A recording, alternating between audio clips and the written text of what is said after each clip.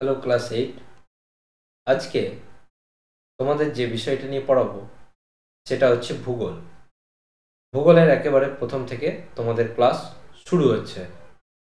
যাদের পড়া হয়ে গেছে তাদের জন্য রিভাইজ হচ্ছে, যাদের পড়া বাকি আছে বা যারা নতুন আসছো তোমাদের জন্য প্রথম থেকে ক্লাস শুরু হলো। আমি যখন ক্লাস করাবো তখন তোমরা অবশ্যই তোমাদের যে বই আছে সেই বই খাতা একসাথে খোলা রাখবে। আমি পড়ানোর সাথে সাথে তোমাদের কিছু কোশ্চেন অ্যান্সার বলবো, সেই কোশ্চেন অ্যান্সারগুলো তোমাদের খাতার মধ্যে নোট করতে হবে, অর্থাৎ খাতায় লিখে নিতে হবে। পরে আমি পরীক্ষা নেব, সেই পরীক্ষায় যেন তোমরা ভালো রেজাল্ট করতে পারো বা ভালো নাম্বার পাও সেদিকেও নজর রাখবে। পড়া মন দিয়ে একটু পড়াটা শুনবে। তোমরা নিশ্চয়ই সবাই চলে এসছো। আমি এমনভাবে পড়াবো যাতে তোমাদের মনে রাখতে সুবিধা হয়, তবে তোমাদেরকে একটু মন দিয়ে পড়াগুলো শুনতে হবে। আমি ক্লাসে উপস্থিত নেই, কিন্তু আমার যা পড়ানোর ধরন বা তোমাদের যেটা আমি বোঝাতে চাই, তোমরা যেটা জানতে এসছো সেটা যেন তোমরা সঠিকভাবে জানতে পারো তারই ব্যবস্থা আমি করছি। চলো আজকে তাহলে আমরা প্রথম থেকে আবার বইটা পড়া শুরু করছি। আমাদের যে পড়াটা পড়ব বা আমরা যে বিষয়টা নিয়ে আলোচনা করব সেটা হচ্ছে ভূগোল, একেবারে প্রথম চ্যাপ্টার। সেই চ্যাপ্টারের নাম হচ্ছে পৃথিবীর অন্দরমহল। অন্দর বলতে আমরা কাকে বুঝি? অন্দর বলতে আমরা ভেতরটাকে বুঝি। মহল বলতে ভেতরের যে প্রকৃতি আছে সেই প্রকৃতি সম্বন্ধে যখন আমরা আলোচনা করি বা ভেতরের প্রকৃতিকে বোঝাতে চাই তখন আমরা তাকে বলি অন্দরমহল।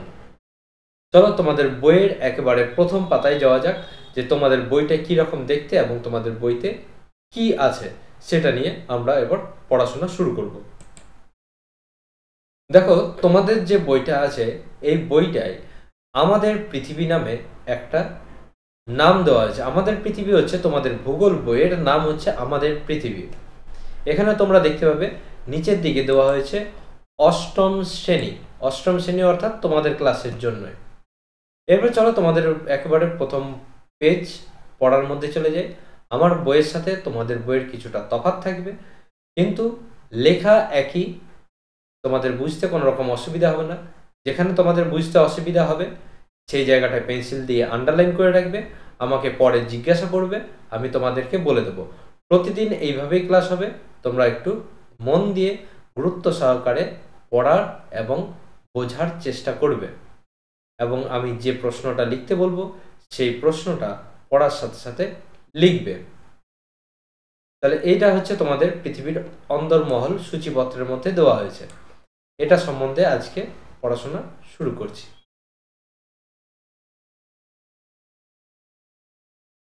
প্রথম লাইনে দেখো কি দেওয়া হয়েছে।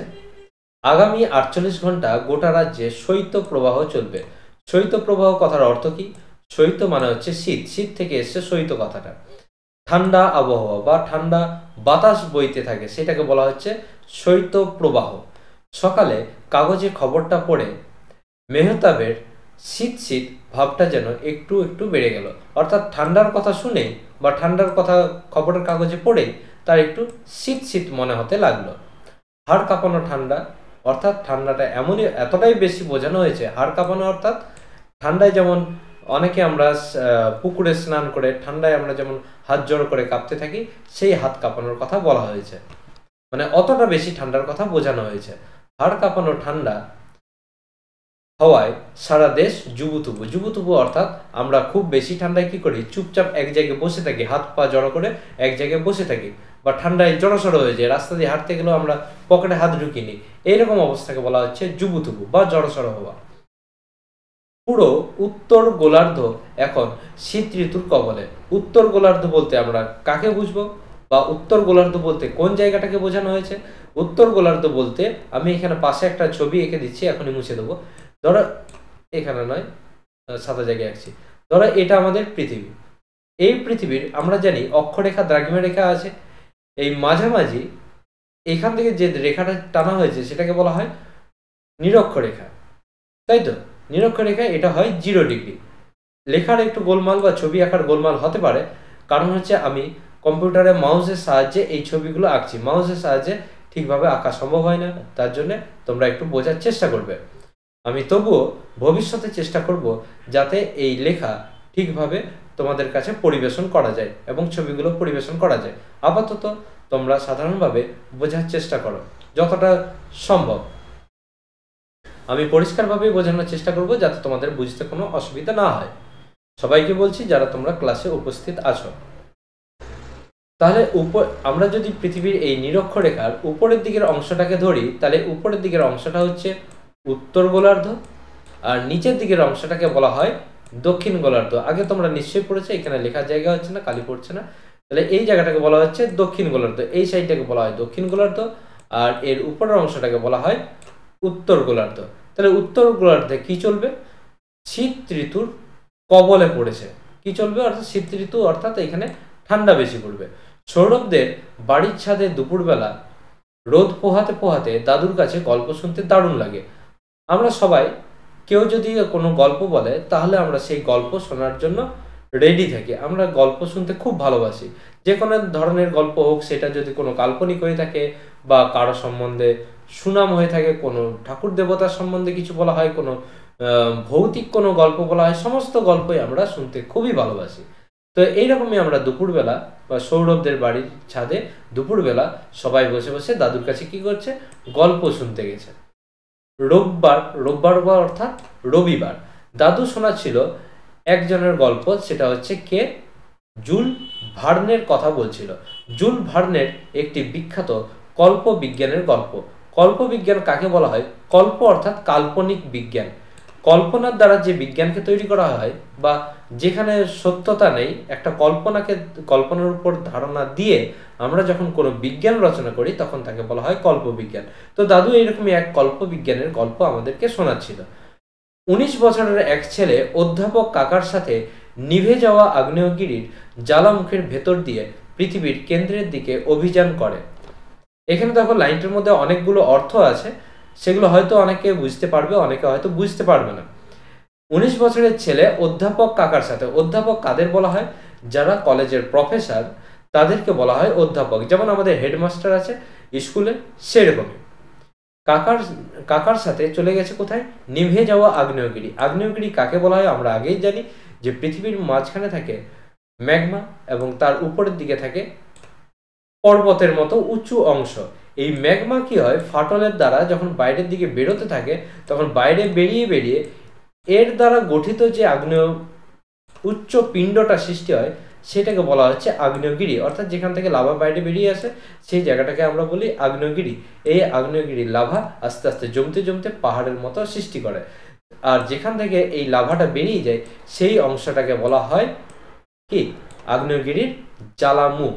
এখানে দেওয়া আছে আগ্নেয়গিরির জ্বালামুখ। সেই পথে কাকা আর ওই ভাইপো তারা দুজনে প্রবেশ করলো কোথায়? এই আগ্নেয়গিরির ভেতরে প্রবেশ করলো। অভিযান মানে হচ্ছে যাওয়া। তাদের যাওয়া আসার পথের রোমহর্ষক কাহিনী। রোমহর্ষক বলতে এমন কিছু কথা এবং কাহিনী বা এমন কিছু পরিস্থিতির কথা বলা হয়েছে সেই সময় বা সেই কথাগুলো শুনলে এখন যেন আমাদের লোম খাড়া হয়ে যায়। লোম খাড়া হয়ে যাওয়াকে বলা হচ্ছে রোমহর্ষক। রোমহর্ষক কাহিনী মানে তো আমরা জানি গল্প। কাহিনী দাদু এমনভাবে বর্ণনা করছিলেন যে রীতিমতো গায়ে কাটা দিচ্ছিল। গায়ে কাটা দেওয়া মানে ওই লোম খাড়া হয়ে যাওয়াটাকে বলা হচ্ছে গায়ে কাটা দেওয়া। পরের প্যারাগ্রাফ। ভূপৃষ্ঠের নিচে কি আছে জানতে পরদিন ওরা দুজনে মিলে বাড়ির পেছনের বাগানে গর্ত খোঁড়া শুরু করলো।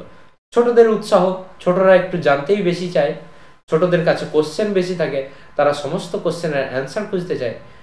তাই সেই কারণে বা সেই একই কারণে ওই দুজন ছাত্র মিলে বা দুজন বন্ধু মিলে তারা কি করলো? তারা নিজেদের বাড়ির পেছনে একটা গর্ত শুরু করলো। বিকেলে যখন খোঁড়াখুড়ি শেষ করলো তখন ওরা প্রায় 2 মিটার গভীরে, তারা কত দূর পর্যন্ত পৌঁছে গেছে? 2 মিটার গর্ত করেছে। 2 মিটার, এখানে 2 মিটার বলতে কতটা? 1 মিটার সমান অর্থ হচ্ছে 3 ফুট। 1 মিটার সমান কত ফুট? 1 মিটার সমান হচ্ছে 3 ফুট। তাহলে 2 মিটার। 2 দিয়ে 3কে আমরা গুণ করব, 2 এর সাথে যদি আমরা 3কে গুণ করি তাহলে কত হবে? 6 ফুট। অর্থাৎ তারা এতটাই গর্ত করেছে 6 ফুট। একটা লম্বা মানুষের সমান। সাধারণ লম্বা মানুষ প্রায় 5 ফুট 8 ইঞ্চি 7 ইঞ্চি এরকম হয়ে থাকে। কেউ কেউ 5 ফুট 9, 10, 11, 12 পর্যন্ত হয়ে থাকে, কিন্তু এর পরিমাণ হচ্ছে খুবই কম। এইরকম একটা লম্বা মানুষের মতো একটা গর্ত খুললো, মানে একটা লম্বা মানুষ, 6 ফুটের একজন মানুষ, সে গভীরে প্রবেশ করে যায়। স্কুলে এসে ওরা ঘটনাটা সবাইকে বলল যে আমরা বাড়ির পেছনে 2 মিটার একটা গর্ত করেছি।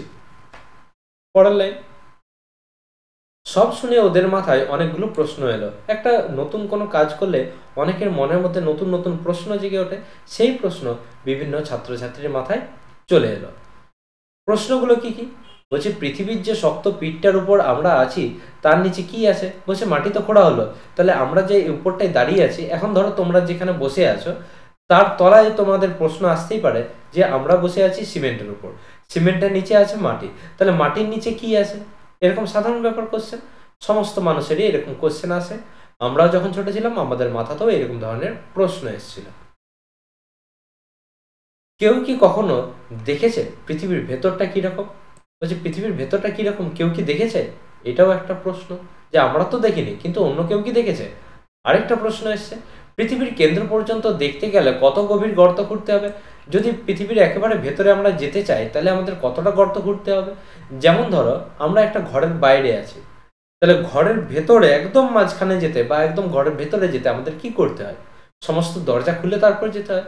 কিন্তু বাইরে থেকে দাঁড়িয়ে আমাদের ঘরের ভেতরে কি আছে না আছে, বা কোনো একটা জায়গায় গেলাম, পার্কে গেলাম বা কোনো একটা মিউজিয়ামে গেলাম, সেখানে গিয়ে বাইরে থেকে দাঁড়িয়ে আমাদের একটা কৌতূহল হয় না যে দেখি ঘরের ভেতরে কি আছে, ওই পার্কের ভেতরে কি আছে, বা যেখানে আমরা ঘুরতে গেছি সে তার একেবারে কোন জায়গায় যাওয়া গেলে বা কোন দিকে যাওয়া গেলে ওই স্থানটা সম্বন্ধে আমরা জানতে পারবো। তাহলে সমস্ত কিছুর ভেতরে জানার অধিকার বা জানার যে ইচ্ছা সেগুলো আমাদের সবার মনের মধ্যেই আছে। তো সেই রকমই বাকি স্টুডেন্টদের মধ্যেও এইরকম একটা চিন্তা গড়ে উঠলো। বলছে মাটির ভেতরে বা কত গভীরে গেলে আমরা একেবারে কেন্দ্রে পৌঁছাতে পারবো। তারপর আবার একটা কোশ্চেন এসছে একজনের মনে, যে পৃথিবীর ভেতরটা কেমন তা কতটা জানা সম্ভব হয়েছে?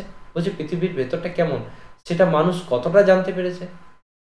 আবার কেউ বলছে যে পৃথিবীর ভেতরটা সম্পর্কে মানুষ যতটা জেনেছে সেটুকু জানলো কিভাবে? বলছে অনেকে তো অনেক তথ্য আমরা পড়ছি, পড়ার বইয়ের মধ্যে যে পড়ছি, এই পড়ার বইয়ের মধ্যে অনেক কিছু লেখা আছে, তাহলে এই জিনিসগুলো মানুষ জানলো কি করে? তাহলে এই সমস্ত কোশ্চেনগুলো সবার মনের মধ্যেই আসছে, তোমাদেরও মনের মধ্যে আসছে, এরকম ব্যাপার তাদেরও মনের মধ্যে এসছে, সেই কোশ্চেনগুলোই আমাদের এই বইয়ের মধ্যে তুলে ধরেছে। তাহলে এখন আমরা জানছি যে পৃথিবীর ব্যাসার্ধ কত? পৃথিবীর ব্যাসার্ধ হচ্ছে 6370 কিমি। ব্যাসার্ধ কাকে বলা হয়? ব্যাসার্ধ বলা হয়, ধরো এটা একটা বৃত্ত, গোল ঠিক না হলেও তোমরা এটা ধরে নাও একটা হচ্ছে গোল বৃত্ত। এখন বৃত্তের মাঝখানে একটা বিন্দু থাকে, এই বিন্দুটাকে আমরা কি বলি? এই বিন্দুটাকে আমরা বলি ওই বৃত্তের কেন্দ্র। বৃত্তের পরিধি থেকে কেন্দ্রকে ছেদ করার পরে যদি পরিধি পর্যন্ত একটা সরলরেখা অঙ্কন করা যায় তখন একে বলা হয় ব্যাস। সেটা যে কোনো দিক থেকে হতে পারে, এদিক থেকে হতে পারে, এদিক থেকে হতে পারে। এরপর বলা হচ্ছে কোনো জায়গায় কেন্দ্র থেকে পরিধি পর্যন্ত যদি একটা সরলরেখা অঙ্কন করা যায়, সেটা এভাবে হতে পারে, এভাবে হতে পারে, এভাবে হতে পারে, যে কোনোভাবেই হোক না কেন। যদি পরিধি পর্যন্ত কোনো সরলরেখা অঙ্কন করা যায় তখন তাকে আমরা কি বলবো? ব্যাসার্ধ। ব্যাসের অর্ধেককে বলা হয় ব্যাসার্ধ। তাহলে এই যে দূরত্বটা কেন্দ্র থেকে পৃথিবীর ভূপৃষ্ঠ কোনটা? আমরা এই যে এর উপরে আছি, আমরা কিন্তু পৃথিবীর ভেতরে নেই, আমরা পৃথিবীর বাইরে আছি। ধরো এইটা পৃথিবী, এখানে 3 লেখা আছে, এই 3টা হচ্ছে পৃথিবী। তাহলে আমরা আছি পৃথিবীর বাইরে, উপরে আছি, আমরা উপরে বসবাস করি, আমরা কিন্তু পৃথিবীর ভেতরে বসবাস করি না। তাহলে এই পৃথিবীর বাইরেটা থেকে যদি কেন্দ্রের দিকে আসি তাহলে এইটুকু দূরত্ব হচ্ছে কত? অর্ধেকটা দূরত্ব হচ্ছে 6370 কিলোমিটার। অর্থাৎ ভূপৃষ্ঠ থেকে পৃথিবীর কেন্দ্রের দূরত্ব হলো 6370 কিমি। ভেবে দেখো পৃথিবীর ভেতরটা দেখার জন্য 6370 কিলোমিটার গর্ত করা সম্ভব কি? বলছে 6300 কিলোমিটার আমরা কি গর্ত খুঁড়তে পারবো? গর্ত খুঁড়ে কি আমরা ওই পৃথিবীর একেবারে কেন্দ্রে পৌঁছাতে পারবো? যেমন আমরা কুয়ো তো গর্ত করেই খোঁড়া হয়, তারপরে নলকূপ, টিউবওয়েল যে লাগানো হয়, তাহলে সেটাও তো একটা মেশিনের সাহায্যে গর্ত করা হয়। বোরিং মেশিন, মানে বোরিং যেখান থেকে জল তোলা হয়, চাষের জন্য জল তোলা হয়, তো সেখানেও তো গর্ত করা হয়। বলছে গর্ত কত করা হয়, বা এমনভাবে যদি আমরা গর্ত করতে থাকি, বড় গর্ত বা ছোট গর্ত যেমনই হোক না কেন, আমরা কি গর্ত করতে করতে করতে করতে একেবারে কেন্দ্রে পৌঁছাতে পারবো? আমরা কি 6370 কিলোমিটার গর্ত করতে পারি? এইগুলো কিন্তু আমাদের মাথার মধ্যে কোশ্চেন আসে। আচ্ছা, এরপরে এখানে একটা সুড়ঙ্গ দেখানো হয়েছে। দেখো তোমাদের বইয়ের ছবির মধ্যে দেওয়া হয়েছে এক ধরনের সুড়ঙ্গ, কিন্তু এই সুড়ঙ্গের মধ্যে একটা রেল লাইন পাতা হয়েছে। কেন বলতে পারবে এই রেল লাইনটা পাতা হয়েছে? আমি আজকে বলে দিচ্ছি।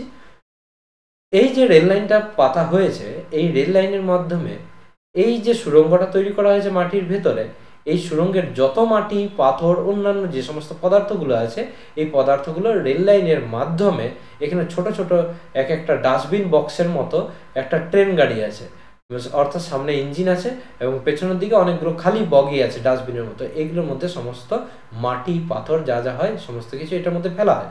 তারপরে এই মালবাহী গাড়িটা সেটা বাইরে নিয়ে গিয়ে সেই মাটিটা ফাঁকা জায়গায় ফেলে দেয়, ফলে সহজেই সুড়ঙ্গ খুঁড়তে সুবিধা হয় এবং মিস্ত্রিদের বা যারা লেবাররা এই সুড়ঙ্গে কাজ করে তাদেরও কাজে সুবিধা হয়। নাহলে আগেকার দিনে কি হতো, মানুষরা মাথায় করে করে এই মাটিকে চাপিয়ে তারা বাইরে ফেলতে যেত। এখন আর মাথায় চাপানোর দরকার পড়ে না, এখন এই রেল লাইনের মাধ্যমে তা সুড়ঙ্গ থেকে বাইরে চলে যায়। এরপরে দক্ষিণ আফ্রিকায় পৃথিবীর একটা গভীরতম খনি আছে। কিসের খনি? সেটা হচ্ছে সোনার খনি।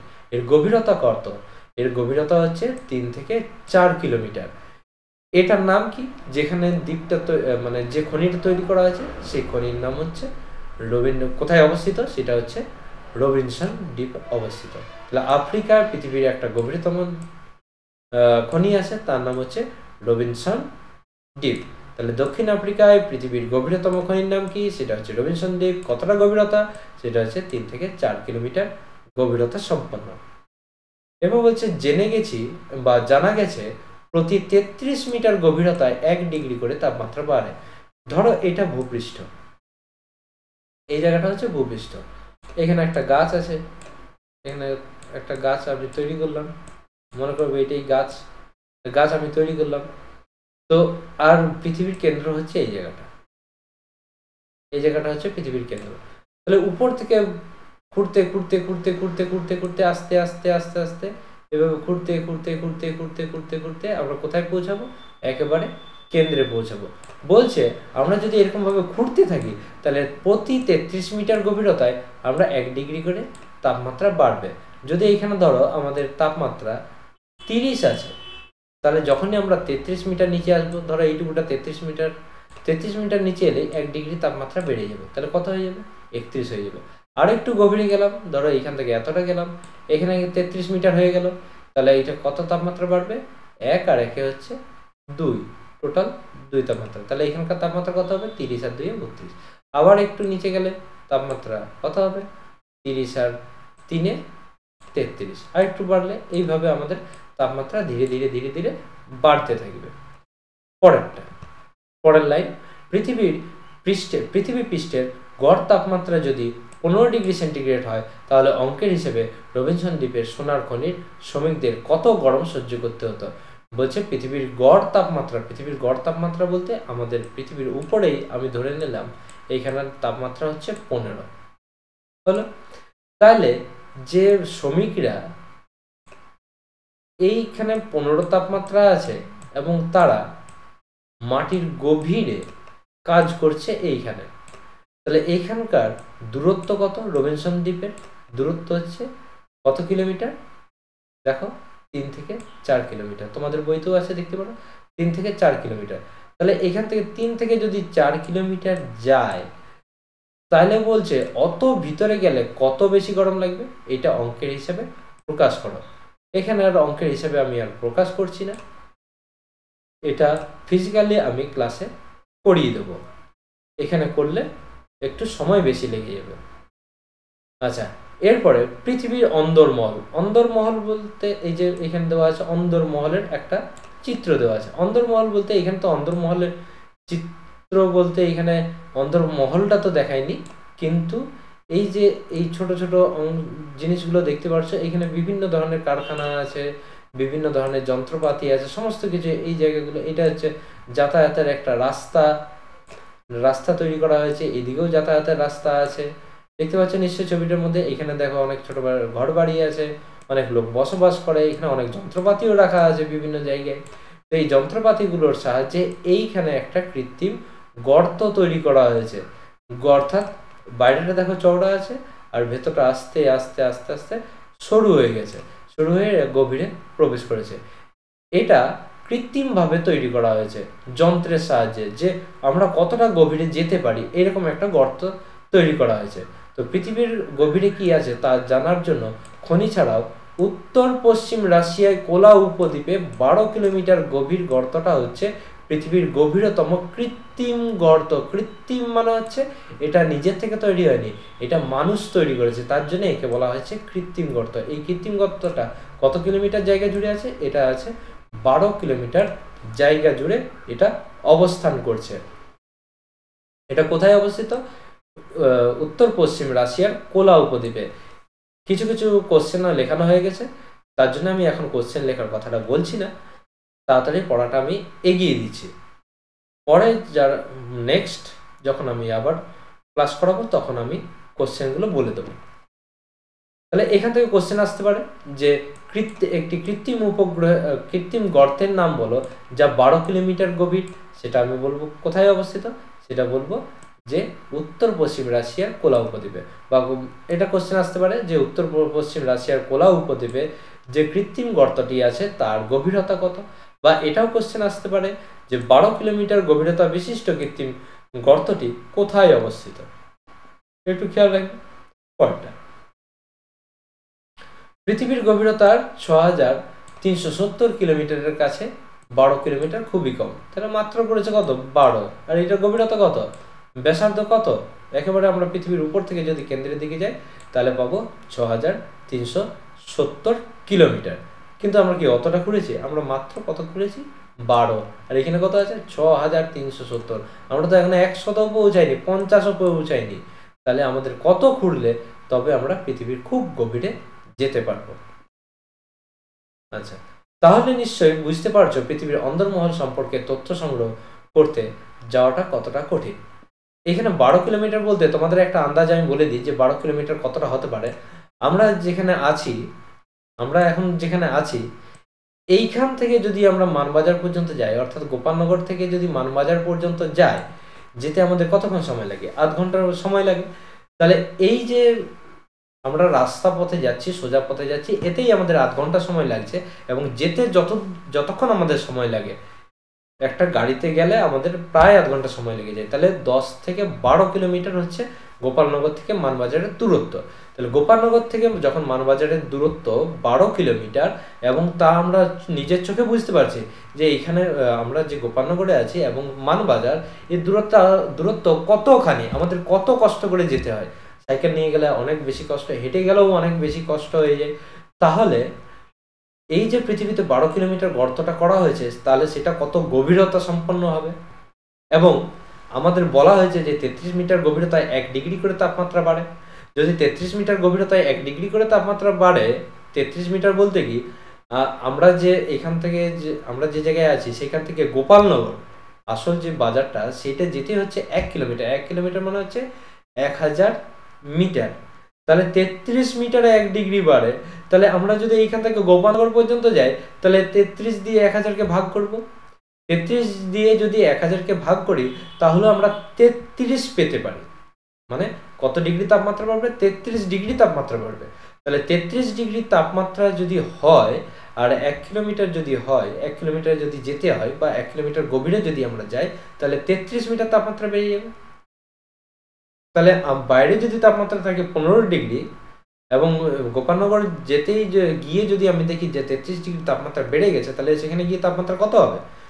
45 ডিগ্রি হয়ে যাবে। তো এরকম করে 33 যদি আমরা বাড়াই, তাহলে দেখতে পাবো যে যেটা আমরা রবিনসন দ্বীপ পড়েছিলাম, রবিনসন দ্বীপে শ্রমিকরা 4 দিয়ে যদি ওই 45কে 33কে যদি 4 দিয়ে গুণ করা হয় এবং তার সাথে যদি 15 যোগ করা হয়, তাহলে বুঝতে পারবো তারা কত তাপমাত্রার মধ্যে ওই একেবারে গভীরে, অর্থাৎ রবিনসন দ্বীপের গভীরে কাজ করেছিল। এই অঙ্কটা বলবো না ভাবছিলাম, কিন্তু পড়াতে পড়াতে আমাকে বাধ্যভাবে বলতে এলো। কিন্তু তোমরা অনেকটা হয়তো অনেকে কেউ বুঝতে পেরেছো, অনেকে বুঝতে পারোনি। এই বিষয়টা আমি ফিজিক্যালি হাতে লিখে লিখে বোঝাবো, এখানে কম্পিউটারে লিখতে গেলে আমার একটু অসুবিধা হচ্ছে। আচ্ছা, এরপরে তাহলে নিশ্চয় বুঝতে পারছো পৃথিবীর অন্দরমহল সম্পর্কে তথ্য সংগ্রহ করতে যাওয়াটা কতটা কঠিন ব্যাপার। এখানে দেখতে পাচ্ছ এটা হচ্ছে লাভা, এখান থেকে আগ্নেয় জ্বালামুখ, এটা হচ্ছে আগ্নেয় জ্বালামুখ। আমি কালিটা একটু চেঞ্জ করে নিই, তাহলে তোমাদের বুঝতে সুবিধা হবে। এটা হচ্ছে জ্বালামুখ, এখান থেকে আগ্নেয় লাভা বেরোচ্ছে, এই লাভা বয়ে আসছে এটা দিয়ে, বয়ে এসে এটা দিয়ে চলে যাচ্ছে, যেদিকে নিচু স্থান পাচ্ছে সেদিকে চলে যাচ্ছে। এখানে দেখো একটা ধস পড়েছে, ধসের কারণে এই যে রাস্তাটা আছে এই রাস্তাটা ভেঙে গেছে, চুরমার হয়ে গেছে। পরের দিন আমি এই পাতাটা থেকে, অর্থাৎ তোমাদের আমার বই অনুযায়ী 6 নম্বর পাতা থেকে আমি পরের দিন তোমাদের বাকি ক্লাসটা করাবো। তোমরা একটু উপরেটা পড়ে আসবে, উপরের অংশটা, আমি এখান থেকে কিছু কোশ্চেন তোমাদেরকে জিজ্ঞাসা করব। আমি সময় সাপেক্ষে হয়তো জিজ্ঞাসা করতেও পারি, আবার নাও পারি। তোমাদের সিলেবাস অনুযায়ী আমাকে সেই চিন্তা ভাবনা করে ক্লাসটাকে এগিয়ে নিয়ে যেতে হবে। নেক্সট ডে থেকে আমি এত কথা বলবো না, বাইরের অতিরিক্ত কথা, আমি যা পড়া আছে সেই পড়ার মধ্যে দিয়ে আমি কথা বলে যাব। আজকে আপাতত এইটুকুই, পরের দিন আবার বাকি ক্লাস হবে। টাটা। নেক্সট তোমাদের সাবজেক্ট যেটা আছে সেটা তোমরা বার করে রেডি রাখো পরের ক্লাসের জন্য।